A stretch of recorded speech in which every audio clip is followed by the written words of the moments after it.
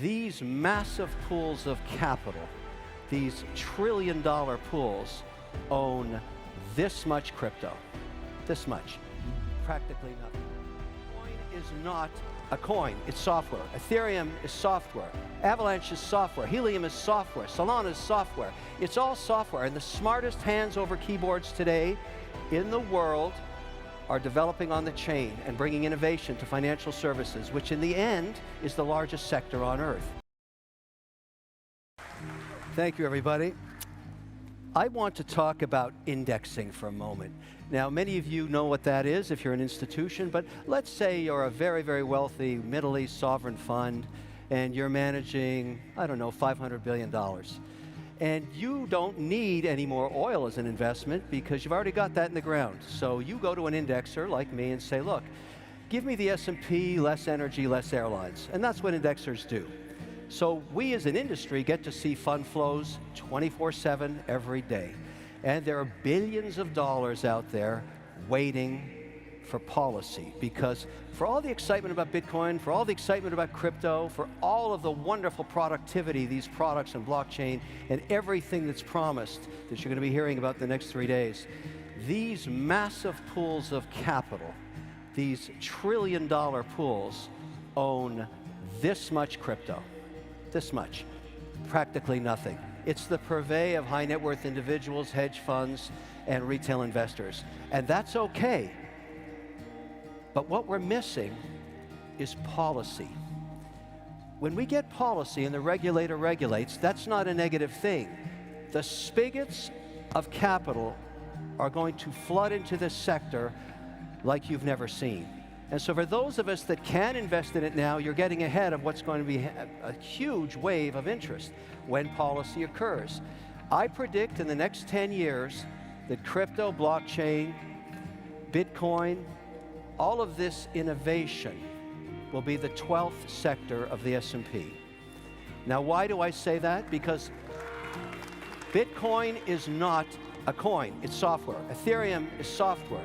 Avalanche is software. Helium is software. Solana is software. It's all software, and the smartest hands over keyboards today in the world are developing on the chain and bringing innovation to financial services, which in the end is the largest sector on Earth. Now, what we need is policy. We need government to catch up with us so that we don't lose leadership in America to this very important 12th sector of the economy. There's no question. So let me give you a quick update, because I've been spending a lot of time in Washington in the last 3 months, a lot of time. And the good news is, on a bipartisan basis, there are many senators and reps that are thinking about this in a proactive way. So I'm going to give you what I'm calling the 5 vectors of policy and give you an update of where we're at on this stuff, because I've actually read these bills. They're big, a lot of reading, a lot of bedtime reading here. But there's a lot of good innovation occurring. Let's start with the big daddy bill that's coming out of Cynthia Lummis. She is coming here on Friday to give a keynote. This is a very important milestone to have a senator come here and address this important sector with a bipartisan mandate. That signals that regulation is coming, and that is a good thing. That's vector number 1. Vector number 2, the president himself, in his direct order, his executive order, talked about crypto as something that he wouldn't make illegal. That was the most important message in there. But there was also a concern about climate change, which I'll get to in a minute.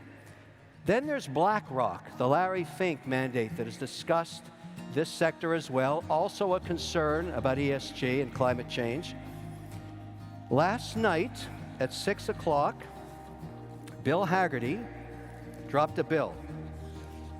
2 pages. I spoke to the senator last night. A 2-page bill that would make stable coins legal. This is a genius piece of legislature. If it's 2 pages, every senator can read it. And it's very simple. What this says is this. Why is this any different than a money market fund? Why can't we have a simple audit every 30 days with the underlying security and side of it, whether it be USDC or any other stable coin? And why can't we limit the duration of the asset to 12 months or less. And then why don't we let the market compete to provide stable coins, which are now way past $100 billion, and allow institutions to put this on their balance sheets? Two-page bill. There's a senator that wants to do business. I, of course, applaud this mandate because my own auditor won't let me and my operating company do anything with stablecoin because there's no regulation on it. So maybe the best way to approach this for all of us that are interested in crypto is to pick one pillar of value. And right now, I would argue that stablecoins are one of the fastest growing asset classes outside of Bitcoin, and help this become policy and law, and watch what happens. And the reason you should care is, if it's backed by the US dollar, it will become the reserve currency of the earth. That's what will happen. And why would we want to give that up to any other country? Why would we ever give that innovation up? So let's regulate this. Let's get behind this bill and make it happen. And I'm not asking the federal government to write one line of code. That's not their job. Let the free market, let the private sector develop these stablecoin products and let them compete, just like Fidelity competes with their money market fund, like Schwab competes. They're regulated and everybody uses them when they have a cash balance on their account. Let's do the same thing here. That way, we have the innovators coding and we have the government regulating. That's a great outcome. It's coming soon. Now, let's talk about the minefields in the 5 vectors of policy. We'll start with the SEC.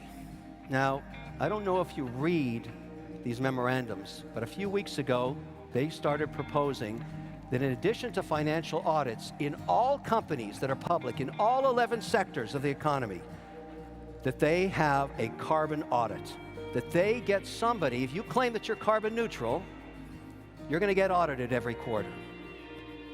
Now, in the Bitcoin mining industry, where I'm a participant, the way we get carbon neutral is we buy carbon offsets.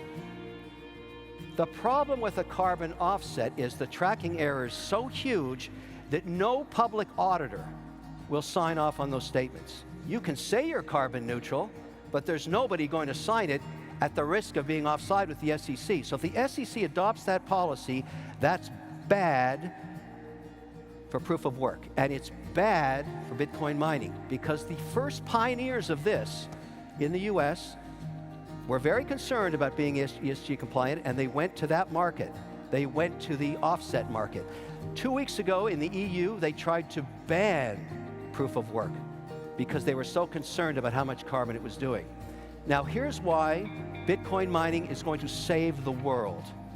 If this policy gets implemented, because it's also in the ESG mandate that Larry Fink at BlackRock put in place, and it's also mentioned directly deep in the executive order of the president himself. It's a direct swipe at Bitcoin mining. But why is Bitcoin mining good for the earth?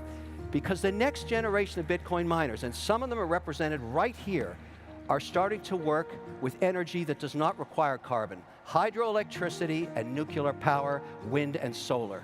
The drive to produce Bitcoin is so economic in value that they will go ahead and fund the next generation of machines and turbines. 90% of dams built in America in the last 100 years contemplated hydroelectricity, but never installed the turbines. I'll install the turbines. Why? Because it's great economics if I can use that and not be hassled by a carbon audit. This is the future of Bitcoin mining. We will be developing power for all communities while we mine coin in an ethical and 100% green mandate that we can do with hydroelectricity. This speaks to Montana. It speaks to the Tennessee Valley, upstate New York, Quebec, Canada, northern Norway. All of these places, Georgia, have an abundance of unused hydro, and that is the future of Bitcoin mining. And it's a good thing. It provides for communities. It provides extra power. And the capital required for this is unlimited. Now, the beautiful strategy here is when we get policy, this is the Loomis bill right here, and there's lots of good news in this thing, when we make Bitcoin an allocation for institutions, which they do not have yet, what I predict will happen, they will put between 50 basis points and 3 basis points or 300 basis points into their portfolios. How much money is that? trillions of dollars. So if you want to see Bitcoin appreciate in value, if you're an advocate like I am, because it's software and it's a property and maybe it's a currency, you want regulation. You embrace this and you stand back and watch the capital pour into this. And to celebrate this idea to the moon, I'm wearing my Snoopy Omega today that has Snoopy going to the moon on it. This watch has gone up 4,000% in value in 24 months because of you. You love Snoopy. You love going to the moon. You love this watch, and so do I. Thank you very, very much.